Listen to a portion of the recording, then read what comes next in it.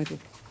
Bonsoir à tous, soyez les bienvenus dans Planète Locale. C'est votre rendez-vous écologie du lundi. Je suis ravie de vous retrouver aujourd'hui. Notre invitée, c'est Nolwenn Berthier. Vous êtes grimpeuse professionnelle, engagée également. Bonsoir.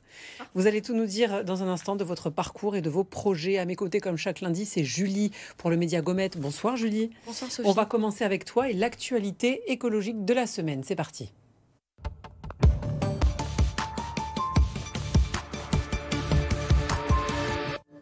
Cette semaine, Julie, 3 jours entiers seront placés sous le signe de la transition écologique à Marseille et aux alentours aussi. Et oui, 3 jours entiers à parler de transition écologique. C'est l'objectif des 72 heures de l'écologie. Donc un événement organisé par la Cité des Transitions, cette association qu'on avait reçue, dont la chargée de projet était venue sur le plateau, Marianne Morini, qui réunit, qui fédère tous les acteurs de la transition écologique à Marseille. Et donc ces 72 heures de l'écologie, ça se tient du 26 au 29 juin. Donc ça commence dès ce mercredi par une grande conférence inaugurale à la Friche de la Belle de Mai. Et ça se terminera ce samedi 29. Concrètement, quel est le programme ? Alors sur Internet, le site de la Cité des Transitions recense tous les événements prévus durant ces 3 jours, donc le 27, 28, 29. Ils se déroulent principalement à Marseille, mais à terme, l'idée, c'est de renouveler ce rendez-vous en l'étalant davantage dans la métropole ex-Marseille. Et cette année, pour cette première édition, c'est vraiment étalé dans tous les quartiers de Marseille. Donc de l'Estac au quartier sud, en passant par la Valentine et du côté de Plante de Cuques et à l'eau. Il y a différents formats, des conférences, des ateliers, des débats. Par exemple, je peux vous donner ma petite sélection d'événements. Il y a une initiation au jardin collectif avec le paysan urbain, donc ce collectif d'agriculteurs urbains dans le 13e arrondissement, ou encore une soirée jeux de société sur le thème de l'aménagement urbain et des mobilités douces. Donc on a vraiment toutes les thématiques, alimentation, mobilité. C'est vraiment varié.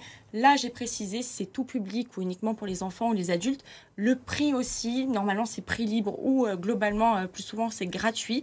Et vous pouvez vous inscrire sur le site des 72 heures de l'écologie.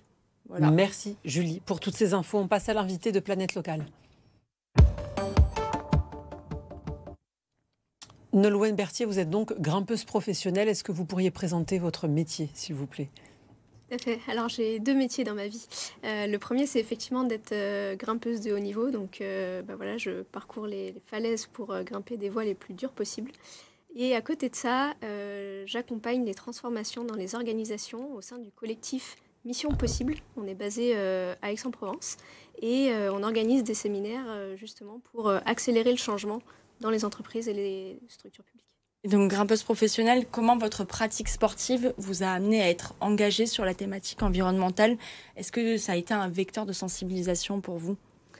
Alors, moi, je pense que ma sensibilisation, elle vient surtout de mon métier. En fait, voilà, en prenant conscience des enjeux que les organisations doivent porter aujourd'hui pour faire face aux défis écologiques, je me suis dit, en tant que sportive, j'ai un rôle à jouer là-dedans. Et donc, j'ai eu envie de voilà, utiliser ma voix pour mettre ces enjeux au devant de la scène, quoi. Et c'est le fait d'être souvent en contact de la nature qui fait que vous avez cet engagement aujourd'hui ?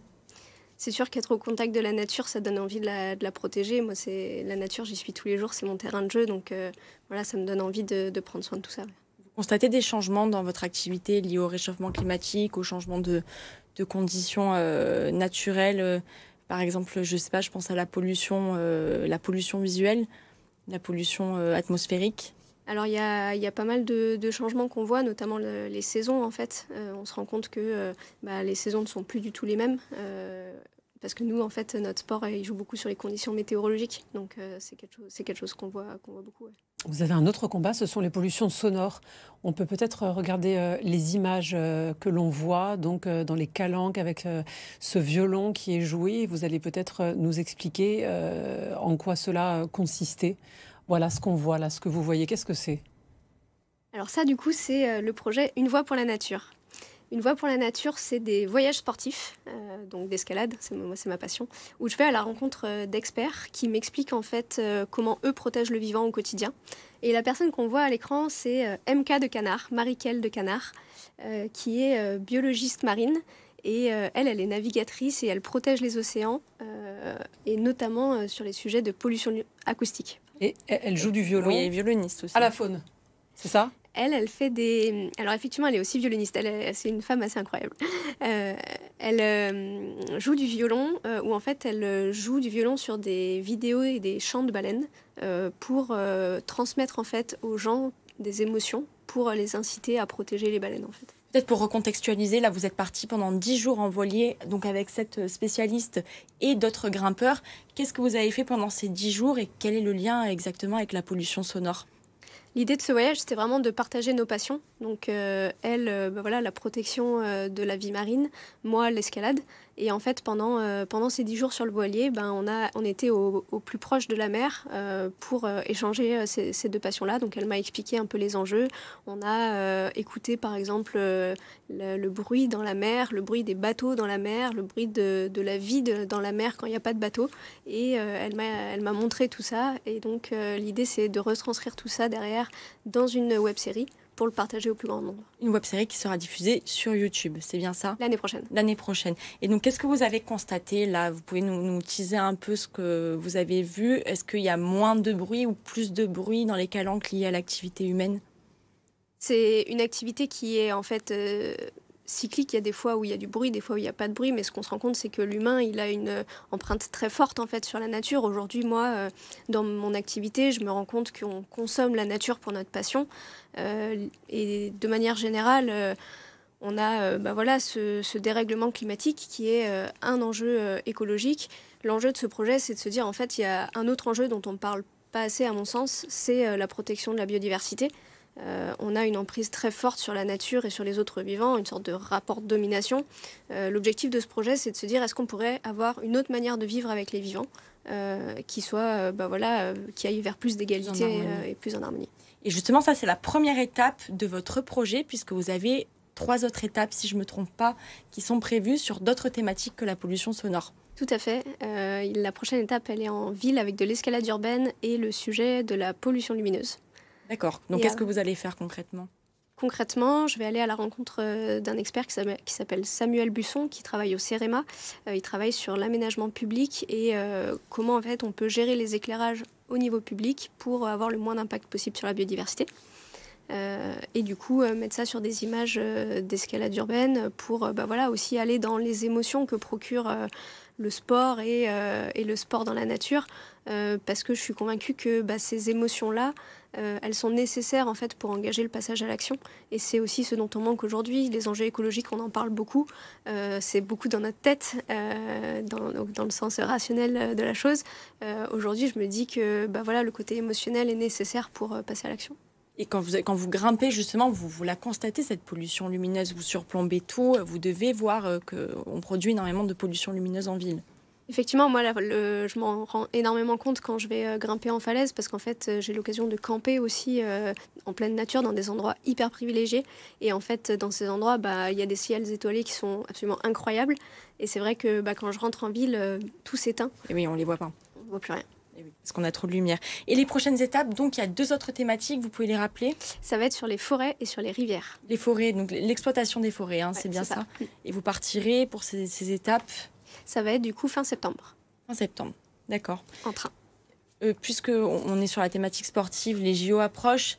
Qu'est-ce que ça vous inspire, ces JO ? Est-ce que les sportifs aujourd'hui sont assez engagés sur la thématique environnementale, selon vous ? Alors c'est vrai qu'en tant que sportif, on a pour moi un rôle vraiment hyper important à jouer.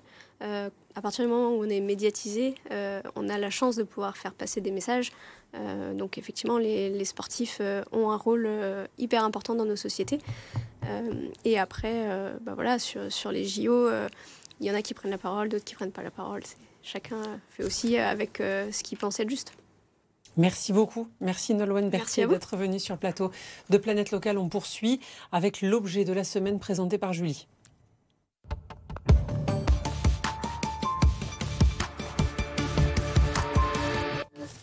Julie, et ces objets, qu'est-ce que c'est ?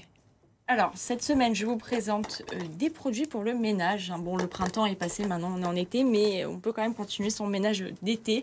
Alors, il s'agit de la marque Yaka. Yaka qui est en fait la marque grande distribution de Another Way, la marque marseillaise dont on a déjà parlé plusieurs fois sur ce plateau, qui a été fondée en 2018 par Samuel Olichon. Et jusqu'à présent, elle était uniquement distribuée en magasin bio. Et ils ont décidé de se lancer dans les grandes surfaces avec Yaka. Donc cette marque, donc le concept, c'est toujours des produits de ménage à l'emballage éco-responsable. Tiens, je te passe le liquide vaisselle. Ça, je veux bien l'éponge parce que je l'ai.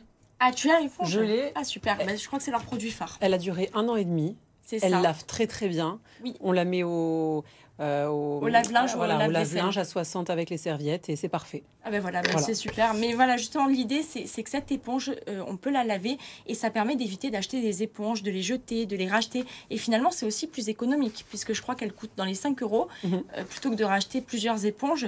Alors, j'ai aussi ce spray tout multi-usage. Alors, on dirait que la bouteille est vide, mais en vérité, non, il y a une petite pastille à l'intérieur. Et là, ce qui est intéressant, c'est que, qu'est-ce qu'ils se sont dit, Yaka, bon, j'arrive pas à la sortir, mais il y a une petite pastille à l'intérieur. Ils se sont dit qu'en fait, les produits ménagers, souvent, c'est de l'eau. Et donc, on n'a pas besoin de toute cette eau. Donc, ils l'ont réduit sous forme de pastille qu'on dilue dans de l'eau. Il suffit de rajouter de l'eau chaude. Ici, il y a une bouteille, mais vous pouvez aussi très bien prendre une bouteille chez vous et acheter simplement les pastilles qui se présentent comme ceci dans un petit emballage. C'est le principe actif, en fait. C'est ça, c'est uniquement le principe actif. Après, il y a des produits qu'on retrouve dans nos cuisines. Il y a du bicarbonate, il y a du percarbonate, de l'acide citrique. La liste d'ingrédients est assez courte. Voilà, que vous dire d'autre? C'est pas forcément tout bio, mais c'est quand même déjà un bon pas et ça permet de limiter le suremballage. Le liquide vaisselle que tu as, c'est le même principe. C'est une petite poudre qui se dilue dans de l'eau. Là, j'ai le sachet pour la poudre. Et on peut dire aussi qu'une partie des produits est fabriquée dans un ESAT à Marseille par des personnes en situation de handicap. Donc, c'est quand même toujours un point positif. Merci beaucoup. Et j'espère que tu n'as pas profité du fait qu'on soit 3 filles pour nous parler vaisselle. Ah, pas du tout. Je Ah, non, non. Merci beaucoup à toi, Julie. Merci à vous, Nolwenn Berthier, d'être venue sur le plateau de Planète Locale. Vous restez avec nous. On se retrouve après une courte pause. À tout de suite.